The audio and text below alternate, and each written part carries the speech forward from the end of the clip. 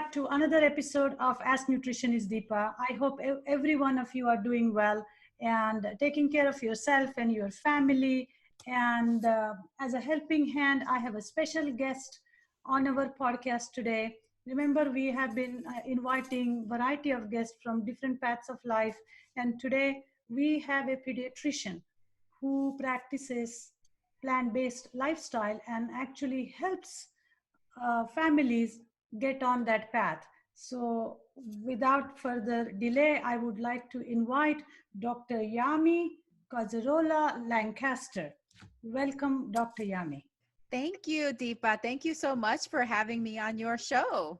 No problem. I was very excited. I know you came on as a guest on a very short notice, and thank you for taking time from your busy schedule, because I know you are a practicing pediatrician, but you are also a speaker, and not some ordinary speaker, but TEDx speaker. You know, we all love TEDx platform. So you are a TEDx speaker, and an author, and a coach, and I'm sure you take care of your family and friends. So you are a woman with 10 hands and 5 heads.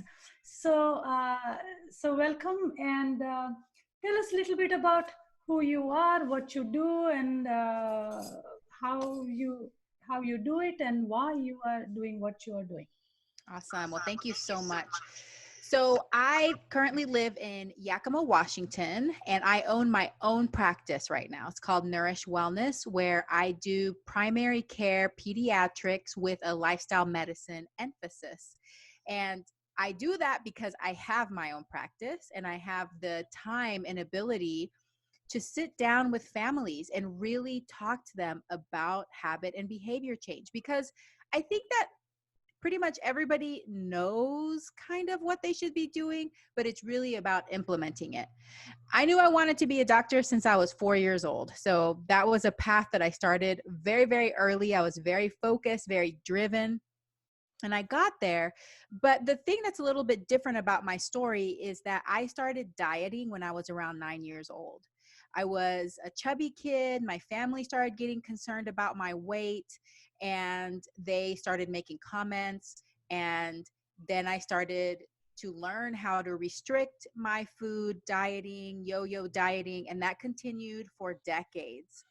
And it was really painful. When I started having my own children, I have 2 sons, their ages 15 and 10, and I was restricting and binging and had such a disordered relationship with food and my body. I knew that I needed help.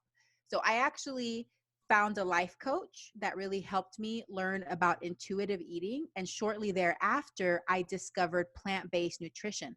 And the plant-based nutrition, it wasn't really because of dieting or anything like that. It was just, I was into long distance running at the time. And I read this book called Born to Run. And in that book, they talked about the Tarahumara Indians, and they live in the deserts of Mexico, and they run for fun. This is part of their culture, but they live and they eat a primarily plant-based diet, but they can run and be happy and calm and all these things. And so it just kind of went into my brain. I'm going to try this.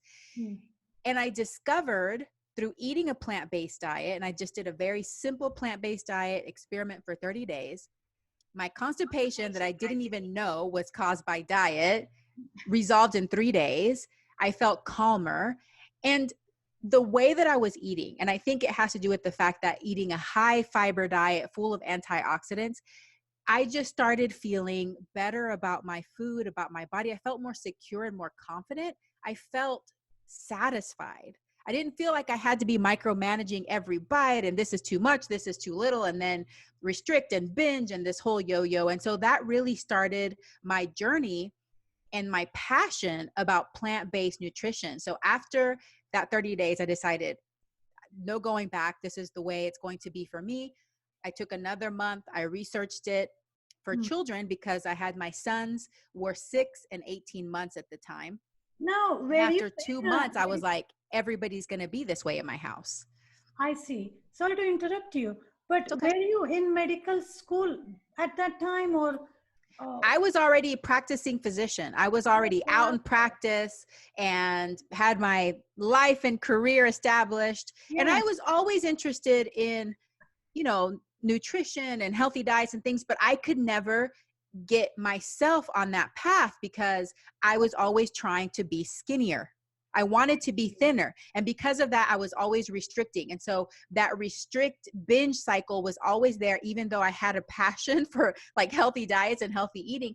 And it wasn't until I discovered plant-based nutrition where everything started to calm down in my brain, and I started to focus more on well-being and health and how I felt rather than the size of my body, which was a huge turning point for me and for Absolutely. how I counseled my patients.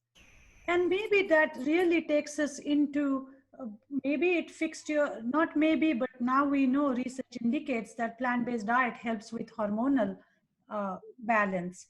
And I'm sure with your history of restricting, there was already some hormonal disturbances, uh, you know, wrong hormones running high. And Yeah. And even just mental health, as you can tell, I'm a very high energy person. I have strong emotions, but it was way stronger then. I was very wow, irritable, yeah. grumpy, and I felt like changing. Everything felt calmer. I felt more centered. I felt more clear. And then I was able to make decisions for my body and how I felt Hmm. rather than how I looked, which Interesting. was a big deal. Interesting.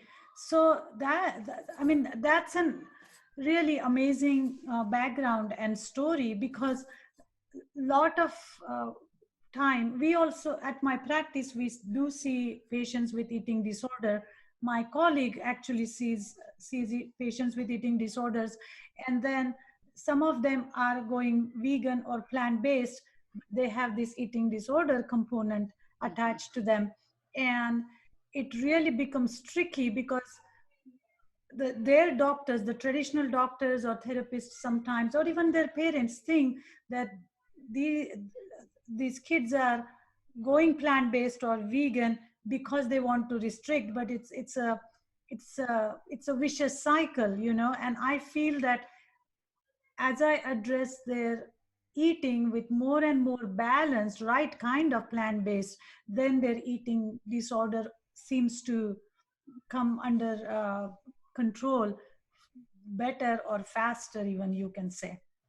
Yes, and I think we do have to be cautious because there are people who will take any food fad and use it as an excuse to restrict. I Right. know this because I have personal experience in this, okay? The brain, oh man, we have very manipulative ways of trying to get what we want and justifying it. So we do have to be cautious. But I agree that whenever we eat a whole food plant-based diet, I think one of the reasons it helps people, especially people that are bingers, is Hmm. that it is so filling and it's so satisfying.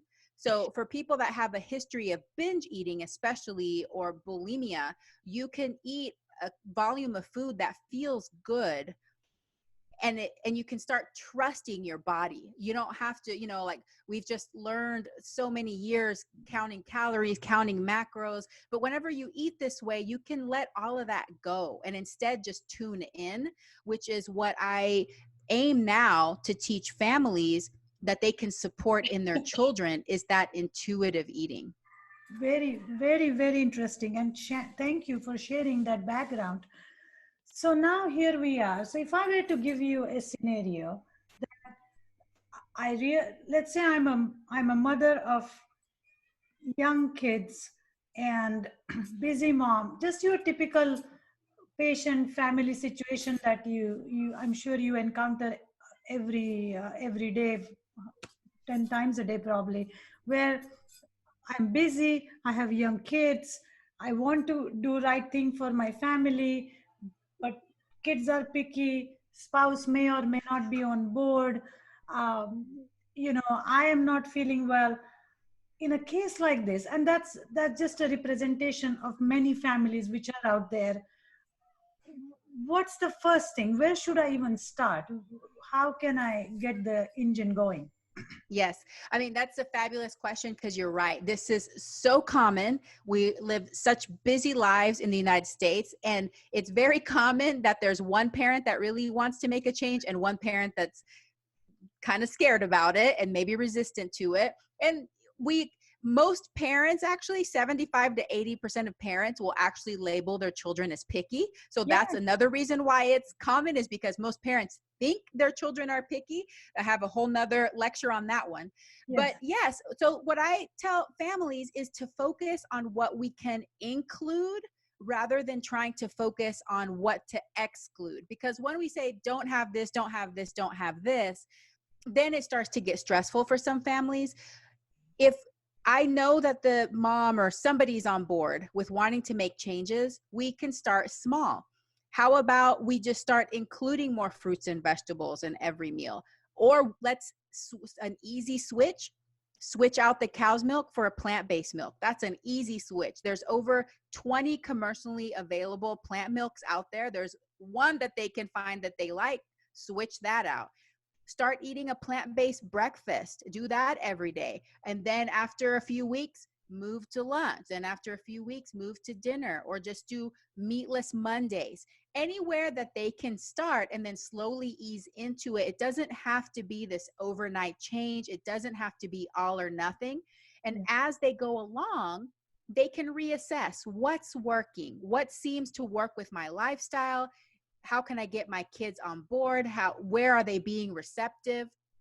And I mean, it's amazing to me because I also do health coaching, as you mentioned, and moms will come in. I had a mom that I'm working with that had never done meal planning in her entire life. She's got 2 kids. In a matter of weeks, she was planning meals, eating salads. The kids were eating salads. They had never eaten salads before. And it was like this huge change that she didn't think she could do. So I think if parents are interested and they're willing to take small steps and be curious, don't feel so pressured about it. Be curious, be open, have fun with it. They're going to be amazed they look back and they're like, wow, look at where we started and look at where we are. Maybe it's not your ideal perfect land, and maybe your kids aren't going to eat broccoli every single meal, which is not to be expected, but you've made so much progress. So that's what I say is start small, focus on what you can include rather than what you exclude, and trial and error, make it work for your family. okay, that's a great advice. Uh, the biggest concern that I hear from parents is, oh, it's about iron, and it's about protein, and it's about there's just not enough nutrition in plants, and we need so much protein. um, I have spent my life talking about it, but maybe hearing it from you. Poor Deepa. Deepa's like, please help me. Exactly. I cannot answer this. Where am I going to get my protein and iron and Yes. calcium question anymore? So I see this exactly like what I was talking about earlier. We have spent so many decades focused on calories, focused on macronutrients. It's time to let that go. Is it possible to eat a diet that's deficient in protein? Yes, but you'd have to work pretty hard at it. I mean, you'd have to eat either pure sugar or pure oil. But if you're eating a diet that's diverse with plant foods, as long as your child is eating sufficient calories, they are getting more than enough protein. In fact, I'm going to turn the tables and say that the majority of the time in the United States, we are consuming too much animal protein, and this is causing harm. This is increasing our risk of cancer, potentially increasing our risk of other chronic diseases, and potentially decreasing our longevity. So if we want to raise kids that not only are healthy and feel good, have good well-being, then it's actually smart to focus on plant protein, and we don't have to stress about it. We don't have to be like giving protein powders and tofu every single meal. We don't have to do those things. Just eat a variety of foods, get some beans in there, whole grains, your veggies, your fruits and your vegetables, and let them eat when they're hungry and stop when they're satisfied. It doesn't have to be rocket science. We don't have to be writing down every single morsel that they eat. Yeah. But just also do follow up with a health professional. Make sure that they're following their curves, following their trends. I do recommend that. Yeah. But most kids do great. I have several families in my practice that are fully plant-based. Those are some of the biggest kids in my practice, actually. Some of them are huge. Like, they are just tall, they are healthy, they're thriving on a plant-based diet. I have a patient who has type 1 diabetes, is on autism spectrum, pretty severe autism. And he eats a huge bowl of salad. And when I show you this big bowl, which is literally, it probably has 8 cups of vegetables for Wow. breakfast, lunch, and dinner. Okay. Wow. And they just started plant-based like 2 months ago, I would say, because he was on a keto diet for a long time to keep his blood sugar levels down. But then his cholesterol went up, and that's how he ended up coming to me, because doctor said, I don't understand why his cholesterol is high and his blood sugars are fine. And when I told his mom, let's start transitioning. And by the way, this is with transition, not 100%, but this guy loves, boy loves vegetables. His cholesterol came down by 80 points, and his blood sugars have never ever been steady. That's You awesome. know? And if this family can do it with so many things going on, it really gives each one of us hope that it is doable. And Yes. the benefits are tremendous, like how you are saying. Yes. With obesity, asthma. Yeah. But I do want to say that parents, like I said before, they get stressed out that their kids are not eating enough. 85% of parents want their kids to eat more at each meal. So that means that most parents think that their children aren't eating enough. And so one of the things I teach is to parents, relax a little bit and trust their child. Your job as a parent is to offer the health promoting food. That's your job. You go purchase the food, you plan the menus, cook the food, offer the food. You offer them a place to eat, a structured time, sit down, have the food. Then they decide if and how much they want to eat. That's their job. That's your child's job. Correct. So really, you don't have to spend so much time worrying if they're getting enough of this and enough of that, because what you're doing on the front end is providing the nutritious food, and they're going to be eating what they need for their bodies, what's necessary. There's going to be a very few exceptions to that. I'm not going to say that works 100% of the time, but the majority of the time, children respond very well to this. And parents just need to take a step back, take a deep breath, and relax. That's very good advice. So the next barrier that I see parents face is, the social events, birthday parties, and Thanksgivings and what have yous. So and they feel that if they fall off the wagon, that means the game is over. And I'm constantly telling them, guys, it takes time, it's a process. Even though you and I do this for a living, there are times where it's they just, it's we can fall off the wagon, but we cannot beat ourselves up, because not all the situations are perfect. So what would be your advice to dealing with social situations? Yeah, I love that question. And this is something I address in my book as well. And that has to do with being flexible and finding a routine that works for your family. So each family has to decide how they're going to handle social situations and how strict they want to be. There's definitely some families that are very, very strict, ethical vegans. They don't want anybody in the family to have even one morsel of animal product. Yeah. And that's fine. They can set the rules the way that they want. However, I would say that the majority of families aren't like that. So just to reassure you, if your child has a cupcake and, some cheese pizza and some apple juice at the party, they're going to be fine. It's not going to harm their health. And in fact, allowing them to make that choice if they want it gives them the confidence to start making choices about their health and about their body. So it's good practice for their future. But, you just talk to your kids ahead of time, and you know that those aren't foods that you usually have in your household. So you keep your household as health promoting as possible. And then you deal with social situations as you see right for your family. But when it comes to health, I'm not worried that those social situations are going to harm children. You just do the best that you can at home, and you decide, are you going to let them make choice or not? Correct. Okay. On similar tone, I have another question that is, how do you?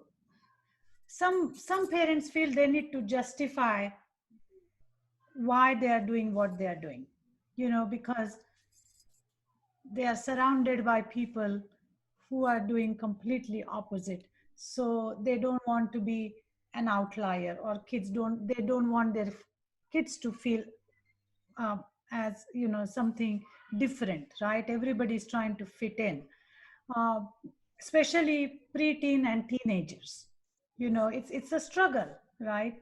uh, it's same with patients with food allergies, like gluten free, dairy free. During teenager years, they go through a bit of a struggle and self-image issues and confidence. So can you give us some tips to psychologically, mentally, to make us strong, so that we can tackle, or we can help our kids tackle such situations? Yeah. Well, I think this also depends on the personality of each child, because every kid's different and every family dynamics is different. So my kids have been eating a plant-based diet since they were 6 and 18 months. And my oldest one is a teenager now. And he's very proud of how he eats. In fact, he talks to his friends about it, and half of his friends want to try it, and they want to do, I don't know what their parents say after they tell them when they get home they want to do that. But every kid is different. So some kids that may not be convinced, or they may not feel quite sure about it, you have to determine on the personality of your child what's the best approach. Sometimes talking to them about the health benefit is enough, about talking about getting more fiber, getting more antioxidants, and living a long, healthy life. Sometimes talking about the environmental issues for some children really motivates them, because some teens, they're just advocates for the earth, and that's something that they want to do. And then for others, it could be talking about animal cruelty and factory farming. So really, there's a lot of different angles. But one of the most important things when it comes to children that are old enough to start making decisions outside of the house is to never shame them and to never guilt them into trying to eat a certain way. Correct. You as the parent, you make the decisions for the house. So if you want to keep the household plant-based and do that stuff, that's fine.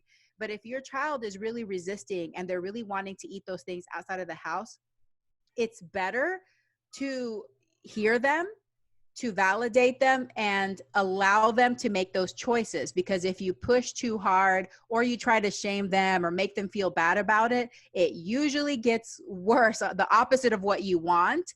And just one thing, as they start to become teenagers and go out into the world, the truth is we can't control their choices. So we have to give them the trust, the ability to make those choices for their own lives and their own bodies.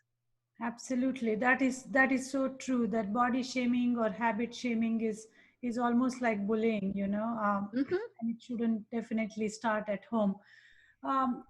One last question for you. Usually we give out a recipe during our podcast. I'm going to put you on spot and and ask you, what is your favorite? If I were to say, help my family start with something simple, which is also delicious, that kids will love, and we'll call it Dr. Yami's special. Okay. Oh, this is easy, because I love sharing recipes, and one of my favorite things is simplicity. Yes. Because I'm a big believer in keeping things efficient and I love being quick. So something that you can do that you don't even have to look at a recipe book is what we call fruit roll-ups in our house. And basically you get a whole wheat or a whole grain tortilla, and you put natural peanut butter, preferably unsweetened, but if you have sweetened, that's fine. So you spread the peanut butter on there, and then you put some diced fruit. My son loves diced bananas and diced strawberries. And then you simply roll it up and you eat it. Super easy. And so he loves that for breakfast, but it's great for snack. It goes in lunch boxes. It's something you can take on the go. And it's 100% plant-based, people. Can you believe it? Delicious, plant-based. You get your fiber, you get your antioxidants, no problem. Perfect. So this is going to be Dr. Yami's special breakfast, or we can call it all day recipe here. Thank you for sharing that. Hopefully Absolutely. our listeners and viewers will try it, and maybe I can do a demo for them in my YouTube video as well. So anything else as we say goodbye? Anything you want to mention? Please mention about your books and where can we get it. And So I have a copy right here. perfect. A Parent's Guide to Intuitive Eating, How to Raise Kids Who Love to Eat Healthy. And the book does cover plant-based nutrition. I talk about those common questions that you asked about, the protein and the iron, all those kinds of things. But it also has a section on lifestyle medicine, on movement, sleep, stress, all those kinds of things. So it's not just about what to eat, but predominantly how to eat and how to live to support healthy eating habits. So for parents that are curious about that, it goes through the whole stages from pregnancy through adolescence. So it really answers a lot of questions for parents that are wondering how and what to feed their kids. Perfect. And this is so important. I'm glad you mentioned the word pregnancy, because can you imagine the health benefits the child will have if we just start focusing on pregnant women and their diet? Oh my goodness. It would be amazing. It will be amazing. We won't, we will be so much ahead of the curve when it comes to healthy society. And we, both of us know, and and we have seen patients or even pregnant women who can be on a good, wholesome, whole food, plant-based diet and can have really healthy babies. And so if there are new moms, please make sure that you continue to transition to whole food, plant-based, because you will have a healthy pregnancy and of course healthy child. And then if you end up with a pediatrician like Dr. Yami, it's all going to be almost like a little party versus doctor's visit. Yes. And for the pregnant ladies out there, if you feel like you can't transition all the way to plant-based right now, focus on eating more leafy greens, vegetables, and fruits, because your baby in the womb can taste that. We have studies to show that the amniotic fluid becomes tinged with the flavors of the foods that you eat. So if you want your child to accept spinach and kale and Brussels sprouts and all of those things after they're born, when they start to eat complementary foods, eating them while you're pregnant gives you a head start on those habits. It's amazing. So the earlier you start, the better, including pregnancy. Perfect. Dr. Yami, what a nice episode. So much information you gave us, and I hope it will help families, even grandparents, extended families, to start making these small changes. Our kids are our future, and we must take care of them, because if we don't, who will? So so I thank you so much for coming on the show today and sharing your knowledge. And I'm looking forward to reading your book. And maybe we'll have you again in the future during holidays to share more of your recipes. And I wish you happy spring, happy summer, and I will talk to you soon. Thank you so much, Deepa, for having me on the show. It was definitely all my pleasure. All right.